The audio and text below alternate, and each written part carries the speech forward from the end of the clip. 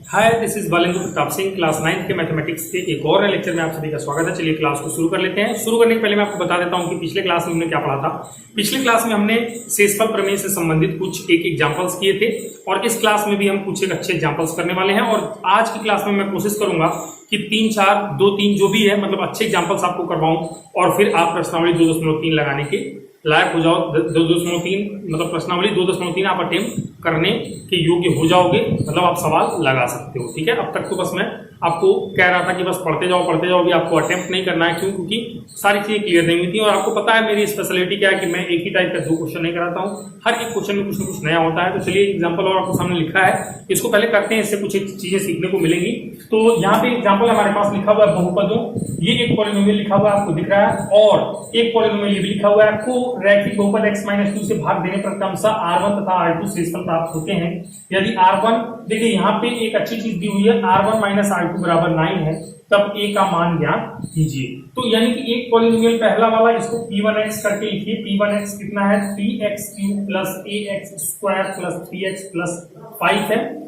और दूसरा वाला पॉलिनोमियल p2x उसको बाद में देखेंगे। रैखिक बहुपद x-2 से भाग देने पर, x-2 से भाजक है, इसको शून्य करो तो यहां से x बराबर कितना आ जाएगा 2 आ जाएगा। यानी कि 2 को इस पॉलिनोमियल में रखेंगे तो जो भी इसका शेष आना होगा आ जाएगा और वो शेष जो होगा वो r1 के बराबर होगा, इसने कह दिया है। और p2 में जब इससे भाग देंगे तो शेष आएगा वो r2 के बराबर होगा, इसने कह दिया है। और एक रिलेशन भी दिया है और हमें a का मान निकालना है, a का मान। तो सिंपल है स्टूडेंट, देखिए x बराबर 2 यहाँ पे रखिए तो p12 निकालिए। p12 यानी जहां जहां x है वहां कितना क्या रखना है 2, चलिए रख देते हैं 3 × 2 की पावर 3 प्लस a × 2 की पावर 2 प्लस 3 × 2 प्लस 5। इसको आगे बढ़ाइए तो 2 दूना 4 दूना 8, 8 3 का 24 प्लस 2 दूना 4, 4 में से गुणा होगा तो 4a प्लस 3 दूना 6 प्लस 5। थोड़ा और सिंप्लीफाई करिए, 4a प्लस 24 6 30 5 कितना हो गया 35। और आप सभी को पता है 24 6 30 5 35, ये कितना है, ये 4a लिखा है मैंने, थोड़ा सा सही से लिख देता हूँ 4a। तो 4a प्लस 35 और ये किसके बराबर है r1 के पहला वाला शेष जो भी आना था वो आ चुका है। अब एक काम करते हैं, पॉलिनोमियल जो दूसरा है p2x उसको भी देख लेते हैं। क्या है p2x अपने पास 4x³ plus x² minus 2x plus a है और इसमें भी आपने डिवाइड किया है x-2 से, दिया हुआ है वहां पे x-2 इज इक्वल टू 0 करना पड़ेगा। x is equal to again 2 है, वही 2, इस 2 को बीच में रखिए, इस 2 को बीच में रखिए। p2x अपने आप शेष निकल जाएगा, जो भी शेष आए इस पॉलिनोमियल में इससे भाग देने पर जो भी शेष आना होगा x बराबर 2 रखने पे वो आ जाएगा शेषफल प्रमेय से। तो p2 और x की जगह पे 2 रख के आप देखिए तो इस पूरे पॉलिनोमियल में जहां जहां x है वहां 2, तो 4 × 2 का क्यूब है प्लस x² यानी कि प्लस 2 का स्क्वायर है माइनस 2x यानी कि माइनस 2 × 2 है और प्लस में a है तो प्लस a ऐसे ही रहने देंगे। ये बराबर सिंप्लीफाई करिए, 2 दूना 4 दूना 8 चौक तो कितना होता है 32 प्लस 2 दूना 4 माइनस 2 दूना 4 प्लस a, 4 और 4 तो 0 हो गया, यानी कितना बचा 32 प्लस a बचा। ये शेष यही आएगा, शेषफल जो आएगा वो 32 प्लस a आएगा। और इस केस में क्वेश्चन के हिसाब से वो किसके बराबर है r2 के। अब प्रश्न के हिसाब से चलते हैं स्टूडेंट्स, प्रश्नानुसार। देखिए एक एक चीज अगर आप लाइन से एक सीरियल में आप चीजों को लेके चलते हैं, सवाल को पढ़ते रहिए, जो जो बोल रहा है उसके हिसाब से आप लॉजिक डेवलप करते रहिए, सवाल अपने आप लगता चला जाएगा, आपको घबराने की जरूरत नहीं है। चलिए तो r1 r2 आ गए अपने पास। अब एक काम करना है हमें प्रश्नानुसार। देखिए क्वेश्चन में क्या कह रहा है कि r1 - r2 बराबर 9 है, इसने पहले से बोला है। तो प्रश्नानुसार क्या है r1 - r2 is equal to 9 है। तो यहाँ पे r1 की वैल्यू रखिए, r1 की वैल्यू 4a प्लस 35 है, तो 4a प्लस 35 माइनस r2 की वैल्यू रखिए 32 प्लस a है, 32 प्लस a है। चूंकि माइनस था इसलिए मैंने यहाँ पे ब्रैकेट ले लिया, सेफ्टी के लिए कोई दिक्कत नहीं होना चाहिए। और ये बराबर है किसके 9 के। यदि 9 है तो यहाँ से इसको अब सिंप्लीफाई करिए तो 4a प्लस 35 के माइनस अंदर जाएगा तो सबको माइनस कर देगा, minus 32 minus a equal to 9 है। हमें निकालना भी क्या था, a का मान निकालना था। और देखिए यहाँ से a सिंप्लीफाई होकर आ जाएगा, 4a में से 1 घटाएंगे तो कितना बचेगा स्टूडेंट्स 3a बचेगा। 35 में से 32 घटाएंगे तो 3 बचेगा, बराबर हो गया 9 के। तो 3a बराबर हो जाएगा 9 और 3 को उधर भेजेंगे तो 9 - 3, 9 - 3 होता है 6। तो यहाँ से a बराबर हो जाएगा 6/3, 3 दूना 6 होता है। तो यहाँ से a बराबर कितना हो जाएगा, a बराबर हो जाएगा 2। a बराबर कितना हो जाएगा 2 हो जाएगा। Find the value of a था, यानी कि a का मान निकालना था, a इक्वल टू 2, यही हमारा आंसर। उम्मीद करता हूँ आपको समझ में आया होगा। बहुत ही मतलब एक तरह से देखा जाए तो सिंपल क्वेश्चन ही था, थोड़ा लंबा था पर लॉजिकल था, तो उम्मीद करता हूं आप समझ पाए होंगे। चलिए सवाल को आप पहले लगाइए, फिर आगे एक दो एग्जांपल्स और कराता हूं।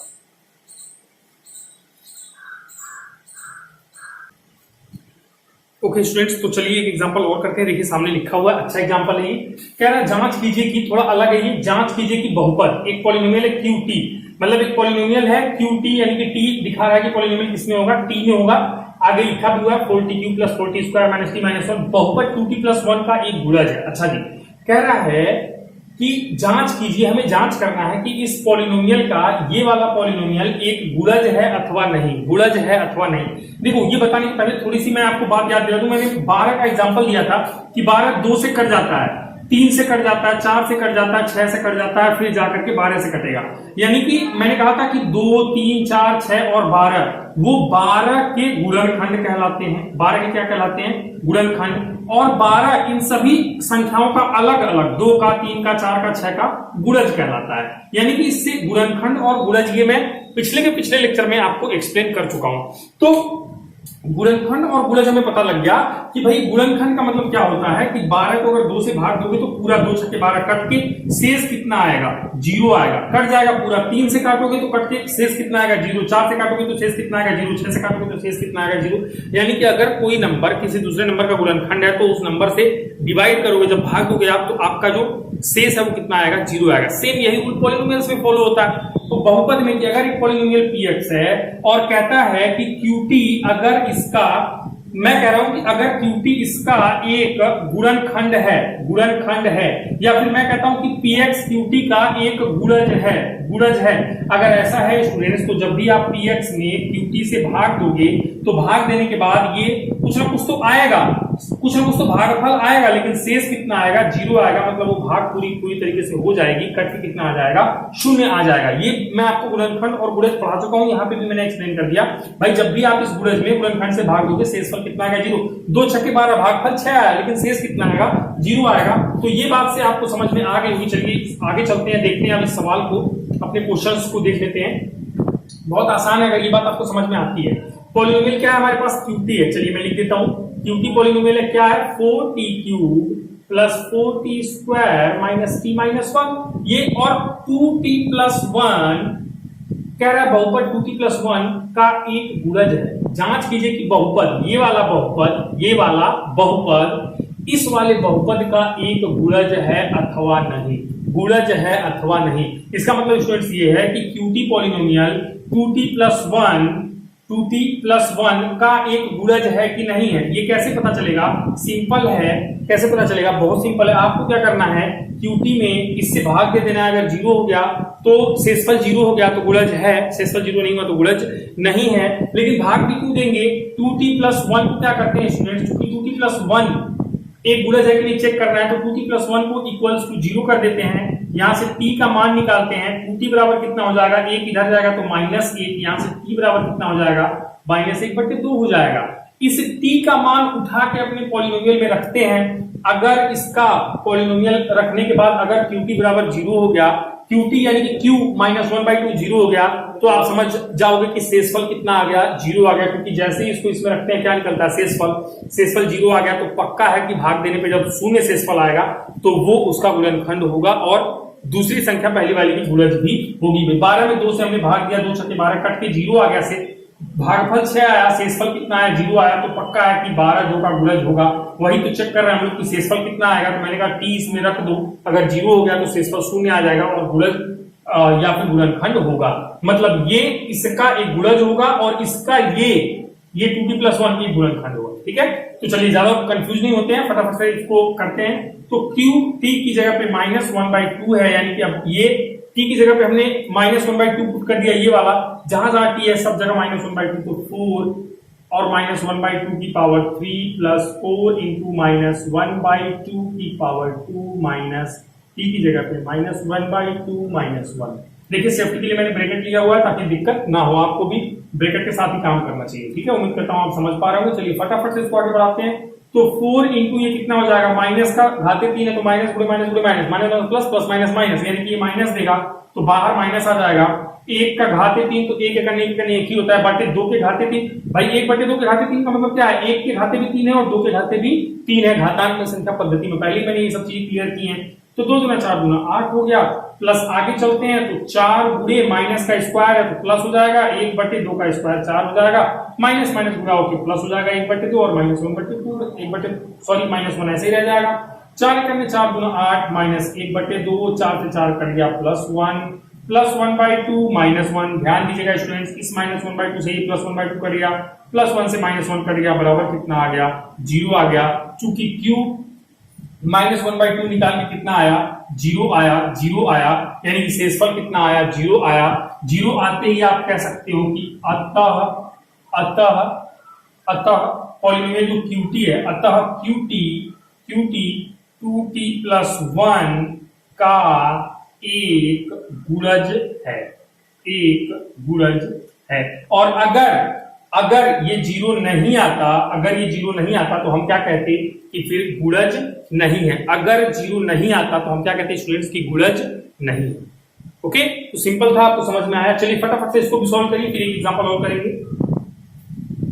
ओके स्टूडेंट्स, तो चलिए एक सवाल और कर लेते हैं, एक क्वेश्चन और कर लेते हैं। देखिए ये भी थोड़ा सा पिछले वाले से हल्का सा अलग है, उसमें गुणज चेक करना था, इसमें गुणनखंड चेक करना है। लेकिन लॉजिक वही है कि अगर भाग देने पे शेषफल 0 हो गया तभी आप गुणज या गुणनखंड कह पाओगे। अगर शेषफल कुछ आ जाता है भाग देने पे, वो 0 नहीं होता, कटता नहीं है पूरी तरीके से, तो वो गुणनखंड या गुणज नहीं कहला पाएगा। तो यहाँ पे भी सेम लॉजिक डेवलप करना है, पर क्वेश्चन में थोड़ा सा चेंज था, इसलिए मैंने करवा दिया।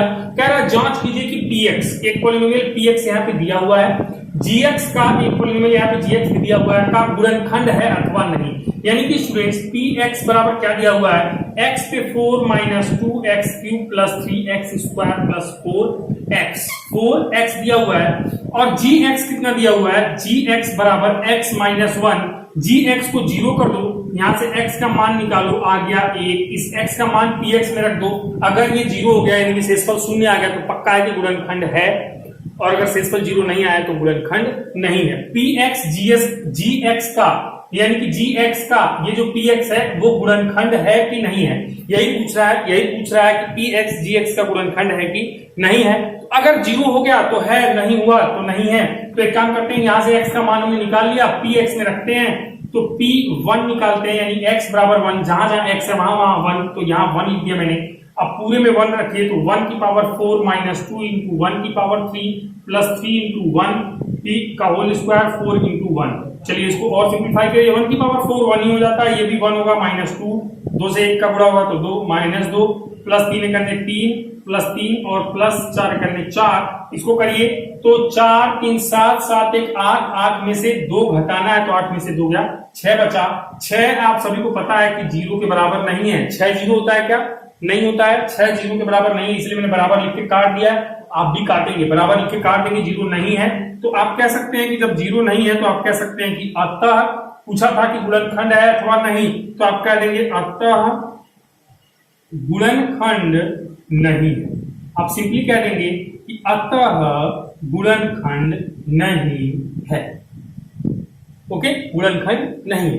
तो उम्मीद करता हूं कि आपको ये सवाल भी समझ में आया होगा, और ये भी उम्मीद करता हूं यहां से आप लिख लीजिएगा वीडियो को पॉज करके, ठीक है, सवाल लगा लीजिएगा। और देखिए मैं ये भी उम्मीद करता हूं कि अब आप प्रश्नावली 2.3 इजीली लगा पाएंगे, क्योंकि variety of questions, type of questions मैं आपको करा चुका हूं, बहुत सारी चीजें मैंने आपको समझाई हैं, बहुत ढंग से समझाया है। अगर आपको चीजें समझ में नहीं आती है, मैं जल्दी जल्दी पढ़ाता हूं या फिर कोई दिक्कत महसूस होती है तो प्लीज आप मुझसे बता सकते हैं। अदरवाइज आपको चीजें समझ में आती हैं तो आप ये भी बता सकते हैं कि सर समझ में आ रहा है, मजा आ रहा है, ठीक है। और अगर अब तक आप वीडियो में बने हुए हैं, अब तक आपने यहाँ पे पढ़ाई की है और पीछे वाले लेक्चर्स, अगर आप नए स्टूडेंट्स हैं, लेक्चर्स नहीं ले पाए तो प्लीज चैनल को सब्सक्राइब कर लीजिए, लाइक अगर आपको अच्छा लगता है तो लाइक कर दीजिए, और अगर आपको लगता है कि इससे फायदा हो रहा है, लोगों को मजा आएगा, तो अपने फ्रेंड्स में इसको शेयर भी कर दीजिए। और अभी फिलहाल के लिए प्रश्नावली जो 2.3 है, जिन भी बच्चों के पास किताब नहीं है, मतलब जिनके पास बुक नहीं है, कहते हैं कि सर बुक नहीं है, गांव में हम खरीद नहीं पा रहे हैं, ये है वो है, लॉकडाउन था, ऐसा है वैसा, तमाम बहाने हैं, तो बहाने नहीं चलेंगे। मेरे पास जो बुक है मैं उसका प्रश्नावली 2.3 पॉलिनोमियल, आप कहीं से भी आप कोई भी किताब उठाओ, उसमें पॉलिनोमियल बहुपद ढूंढो अक्सर करके। कक्षा 9 की अगर किताब है तो दूसरे चैप्टर में ये मिलेगा, चाहे वो एनसीईआरटी की ही किताब क्यों ना हो, और उसमें आप जाकर के देखो शेषफल प्रमेय कहाँ पे चल रहा है, वहां का जो प्रश्नावली है उसको लगाना शुरू कर दो। कुछ भी अलग नहीं होता, किताब का राइटर का नाम बदलता है, सवाल नहीं बदलते हैं। मतलब सवाल बदलते हैं लेकिन अब शेषफल प्रमेय थोड़ी बदल जाएगा, तो आप कहीं से भी सवाल उठाओ और प्रैक्टिस करना शुरू करो, ठीक है। चलिए, तो मैं फिलहाल अपनी वीडियो में, आप थोड़ा सा वेट करेंगे, 1-2 सेकंड बाद मैं यहां से जाऊंगा, स्क्रीन खाली करूंगा, तो स्क्रीन पे प्रश्नावली जो 2.3 है उसका पूरा पिक्चर मैं लगा दूंगा। आपके स्क्रीन पे पूरा का पूरा प्रश्नावली 2.3 दिखाई देगा। जिनके पास बुक है वो अपनी बुक से, नहीं है मोबाइल में स्क्रीनशॉट ले लेना उसका, और वहां से आप सवाल को लगाना और फिर मुझे बताना कि सवाल लग रहा है कि नहीं लग रहा है। जो डिफिकल्ट सवाल होंगे, जो आपसे नहीं लगेंगे, वो मैं आपको करवा दूंगा। Thank you for watching.